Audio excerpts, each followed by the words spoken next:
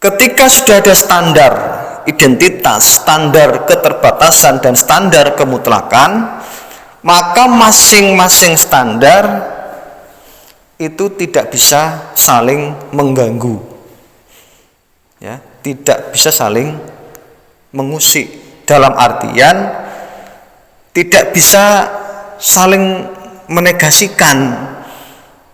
Terbatas ya terbatas, mutlak ya mutlak, masing-masing wujud dan ada. Hanya bedanya yang mutlak itu dia itu mutlak, yang terbatas terbatas. Paham ya? Yang terbatas itu berarti kan terbatas, dia bisa hancur, bisa lumat, bisa musnah, bisa tiada. Sedangkan yang mutlak itu sifatnya tidak bisa hancur, tidak bisa musnah, tidak bisa tiada, karena mutlak itu kan artinya dia abadi, ya, abadi. Itu mutlak itu abadi, artinya tidak bisa dihancurkan maupun dimusnahkan, karena mutlak. Yang mutlak itu pada aspek penguasaan menguasai yang tidak mutlak. Yang terbatas itu terikat oleh hukum alam. Karena dia terbatas, maka dia itu bisa musnah, bisa hancur, bisa lumat, terus tumbuh lagi, musnah lagi, tumbuh lagi, musnah lagi. Itu yang terbatas. Sedangkan yang mutlak itu tidak berlaku hukum seperti itu, hukum yang musnah, tumbuh lagi, musnah lagi, tumbuh lagi, tidak begitu yang mutlak itu. Tapi dia mutlak. Oleh karena mutlak, maka sifat-sifatnya pun tidak bisa kita ceritakan, tidak bisa kita bahas, tidak bisa kita beberkan, tidak bisa kita paparkan. Kenapa? Karena kemutlakannya itu sesuatu yang tidak bisa kita ketahui secara total, sehingga tidak bisa kita sampaikan ke siapapun, kemanapun, dan bagaimanapun caranya. Yang bisa kita bahas tentang kemutlakan itu hanya dua, wujud dan ketunggalannya itu. Kalau dia itu mutlak, syaratnya tunggal itu. Kalau dia itu tunggal, syaratnya yang mutlak itu.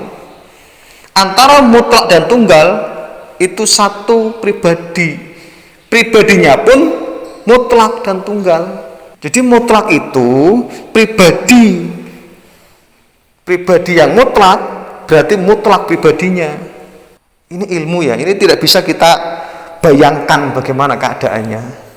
Kita hanya bisa melogikakan tentang wujud dan kemutlakan berkaitan dengan keadaannya, tetapi setelah itu kita nggak bisa bahas. Kan dalam kemutlakannya itu segala hal terjadi sesuai dengan kehendak yang mutlak, tidak bisa kita ukur.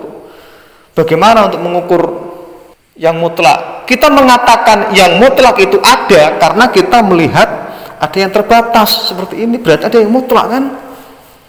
Kita mengatakan yang mutlak itu ada karena kita menyaksikan yang terbatas, sehingga kita mengatakan ada yang tidak terbatas.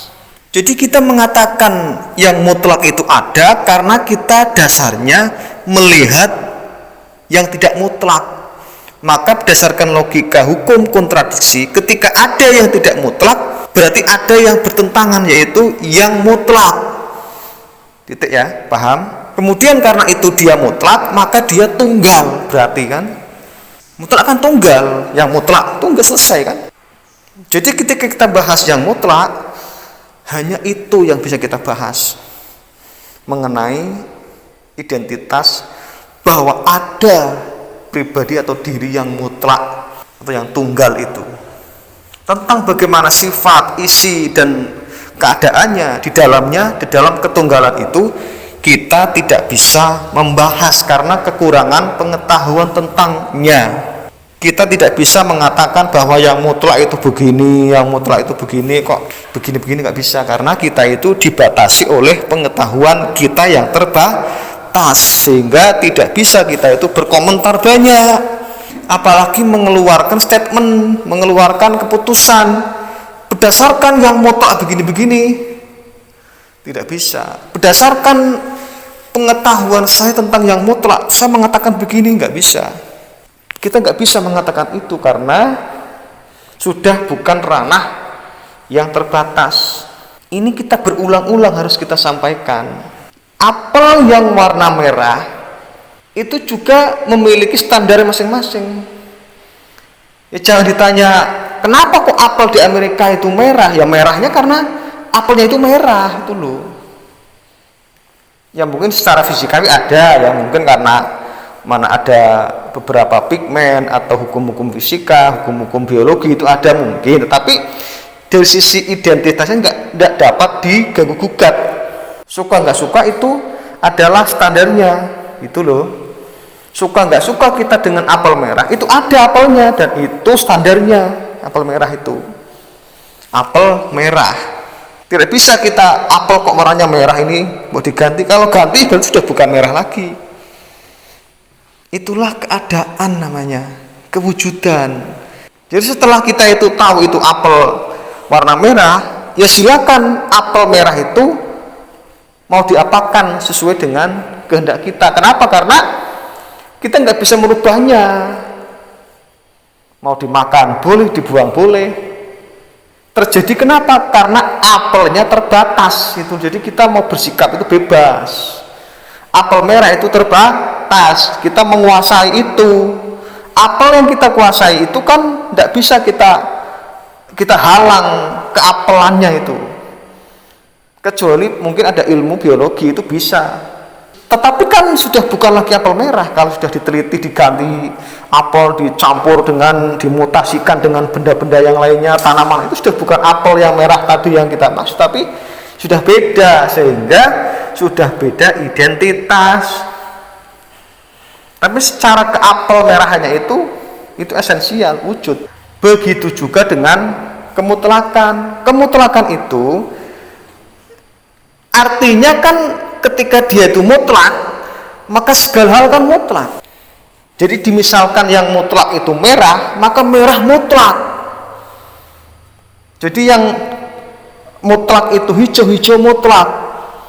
Maka di dalam kemutlakan itu adalah identitasnya, sehingga segala hal mutlak, termasuk kehendaknya yang mutlak, pribadinya itu mutlak, keilmuannya juga mutlak, kehendaknya mutlak, segala hal mutlak, karena sudah memiliki identitas mutlak. Maka segala hal di dalamnya itu ya mutlak tentunya kan.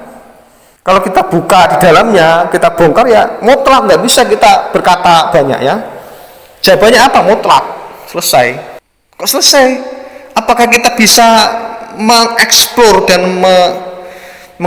dan membongkar lebih dalam lagi? Kalau kita bongkar, itu menjadi sebuah persepsi kita, bukan keasliannya daripada kemutlakannya. Karena yang mutlak itu tetap mutlak. Kita menilai itu berdasarkan pengetahuan kita yang terbatas. Muncul persepsi tentang perspektif yang mutlak itu. Yang kebenarannya kan sudah begini, ya sudah nggak dapat diukur lagi. Artinya itu kita tidak lagi membahas identitas yang mutlak, tapi berjudul kemungkinan dia itu begini-begini. Karena mungkin, maka tidak pasti. Karena nggak pasti berarti kita hanya mendongeng sesuatu yang kosong. Dongeng kita itu akhirnya jadinya. Yang mutlak itu sendiri wujud, dia tunggal. Kita menceritakan tentang yang mutlak. Aduh, yang mutlak itu kok mutlak ya. Terus apa dia yang mutlak itu bisa makan minum seperti kita? Apa dia yang mutlak itu bisa wisata ke mana-mana? Apakah yang mutlak itu bisa terbang? Ya itu nggak bisa kita salahkan maupun kita gugat, karena yang mutlak.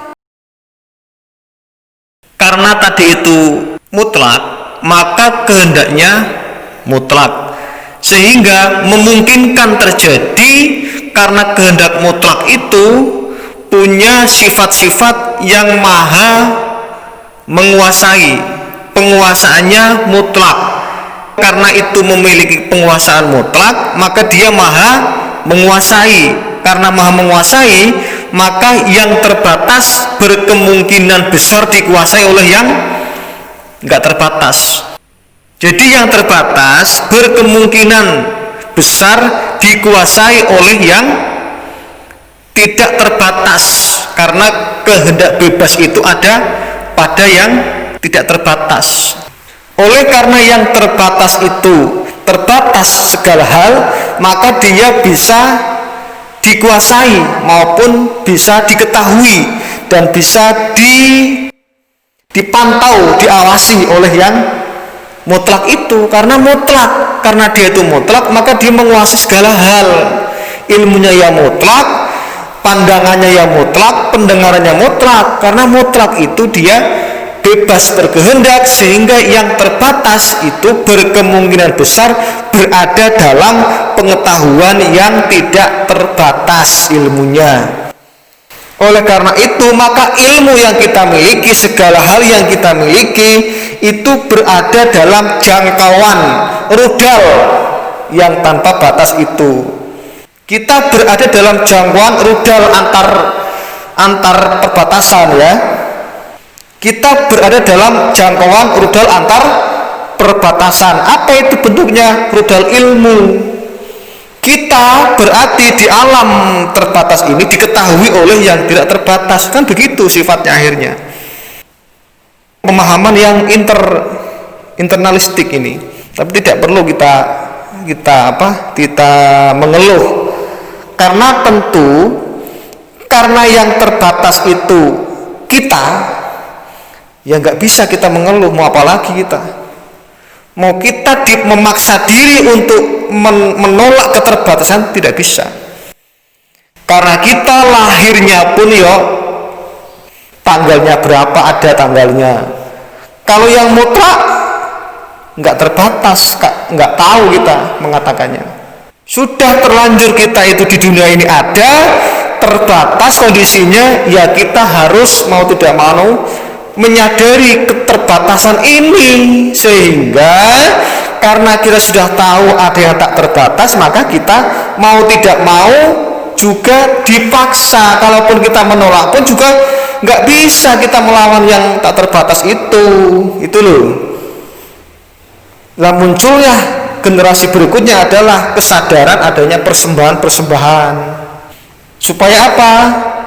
Karena yang mutlak itu menguasai segala hal, maka kita memohon akhirnya kepada yang mutlak supaya kita itu diselamatkan oleh yang mutlak. Jadi begini urutannya. Kita melihat di alam semesta ini segalanya terbatas. Artinya jika ada yang terbatas, maka ada yang tanpa batas. Karena ada yang tanpa batas itu, dianya berarti tunggal. Karena tunggal dan mutlak itu, maka dianya bebas berkehendak. Karena bebas berkehendak, termasuk juga bebas menguasai. Karena bebas menguasai juga bebas mengetahui. Bebas mengetahui artinya yang terbatas juga diketahui. Karena yang terbatas diketahui, dikuasai, mau tidak mau mengikuti yang tidak terbatas. Ditolak pun tidak bisa, ditangkal tidak bisa, disangka tidak bisa. Mau tidak mau yang terbatas itu harus takluk kepada yang tanpa batas. Angkat tanganlah kita, ya. Angkat tangan. Jadi setelah kita panjang lebar mencari, terus kita berpikir jauh dalam dengan filsafat, logika, macam-macam itu, angkat tanganlah, ya. Angkat tangan. Dua-duanya angkat tangan kita. Menyerah angkat tangan, ya. Ternyata setelah saya cari sekian tahun, saya berpikir sekian tahun, saya berfilsafat sekian tahun, ternyata akhirnya kita menemukan wujud yang tidak terbatas itu ada. Dan adanya itu bukan cuma ada, tunggal dan menguasai kita, ternyata menguasai yang terbatas. Ikhlas kita, pasrah dan tidak bisa lagi menolak. Karena apa? Berlaku itu hukum standar itu. Standar keterbatasan dan standar kemutlakan itu berlaku. Sampai kapanpun, selama itu terbatas, maka dia dikuasai oleh yang tidak terbatas. Sampai kapanpun itu. Dan apapun yang diperbuat oleh yang terbatas itu dalam penguasaan yang mutlak. Apapun yang diketahui oleh yang terbatas itu diketahui juga oleh yang tanpa batas. Tapi yang diketahui oleh tanpa batas, yang terbatas tidak bisa mengetahui, karena keterbatasan yang terbatas. Ini perlu kita tegaskan dan tekankan akan jati diri kita, supaya kita tidak sesat logika itu loh. Jadi persembahan oleh yang terbatas, permohonan supaya diberi keselamatan, dilindungi, itu kan karena terbatas itu kita. Kalau nggak terbatas, kita bebas. Tapi karena terbatas dan kita terlanjur diciptakan di dunia ini, kita ada, mau nggak mau kita harus hidup, mau nggak mau kita harus bergerak. Dan dalam pergerakan itu ada titik lemah kita yang tidak bisa kita tolak. Maka itulah yang kita mengakui adanya yang mutlak itu, supaya melindungi kita, menjaga kita, merawat kita.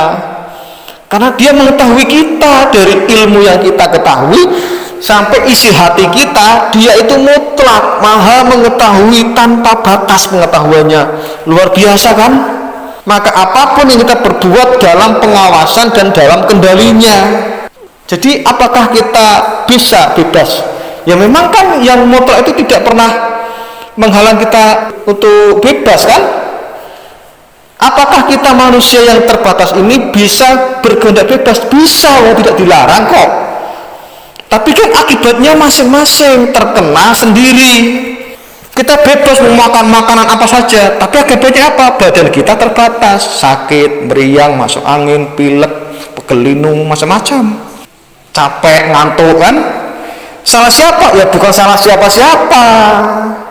Itu kondisi identitas standar yang terbatas itu begitu. Bersihkan dari sesat pikir, sesat logika. Hati kita akan bersih. Inilah yang kita sebut dalam agama Islam itu ulul albab, orang-orang yang berakal namanya. Inna fi khalqis samawati wal ardi wa ikhtilafil laili wan nahari la ayatil ulil albab. Jadi dia itu melihat alam semesta ini terbatas, lihat gunung, bulan, terus macam-macam itu dia tahu, berpikir, oh kok semua terbatas ya di alam ini ternyata.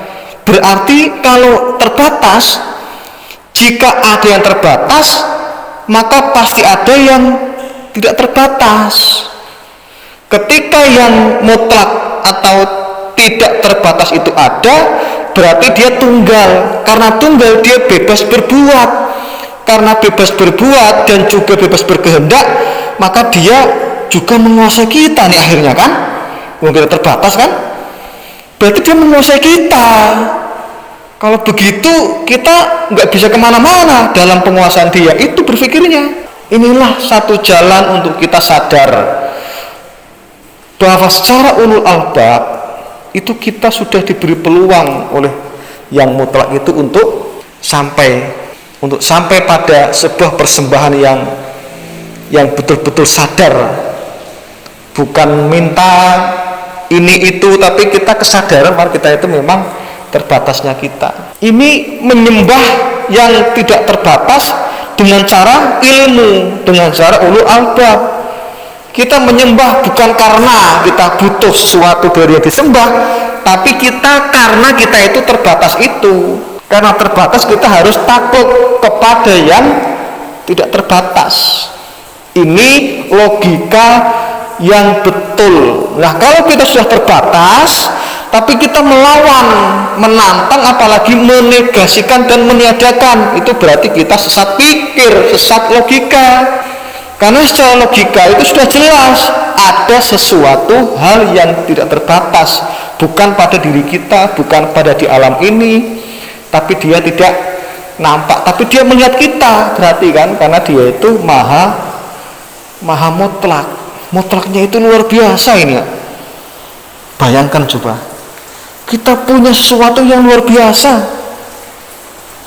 Oke, demikian, terima kasih ya.